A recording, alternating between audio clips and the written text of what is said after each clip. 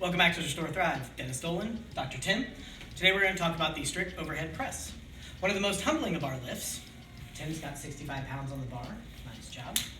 What we're going to do today is give you the setup, the execution, and some of the faults for this lift. First and foremost, Tim's going to approach the bar with a tall, dead bug spine. He's going to reach out in front of him with his Frankenstein arms, wrap his thumb completely around the bar, and walk himself into the bar. We press out of our front rack position, which will be a rested barbell on the hand with the elbows out in front of us. Tim, if you can go ahead and put the barbell in your front rack position, stand, and then take a step back with each foot. For his setup, he's in his athletic position. He can be a little narrower if he wants to. He's got a nice neutral pelvis. He's got his rib cage pulled down, tall dead bug spine. From here, the first thing Tim's going to do is pull his chin back and then push over his head. This is not a rep, this is just the setup. So if you feel that you need a little bit of drive with your legs, you can do it then. From here, Tim is going to lower the bar directly down to his chest and then fire straight back up. Mindful that his elbows are always pointing in front of him. Down and up for another rep, please. Nice. Notice, if you come this way, Tim's arm is in line with his ear. Our first fault that we're going to see is not completely coming to extension. Tim, can you show us the incline?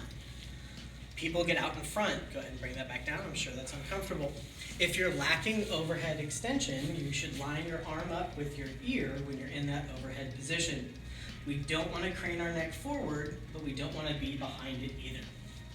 Our second fault would be that his elbows drift out to the side. What this does when he's going to push is now collapse that AC joint on top of his rotator cuff tendons. Super uncomfortable and not as strong. So he's going to maintain that good forward position with his elbows throughout the motion. Drive it up. Down and up for a rep, please. Notice his elbows stay close. Bring it back down. The last fault that we're going to talk about has to deal with your connection with your trunk and your hips. We don't want to see an anterior pelvic tilt and a high arched back. Too much pressure on your low spine. Instead, we want tall dead bug spine, neutral or tucked hip position, and this is where you will drive through the floor. Push through the floor, continue through your hips, drive through your shoulders. And up. Down and up for a rep. There it is. Good, nice, neutral pelvis. Go ahead and wrap.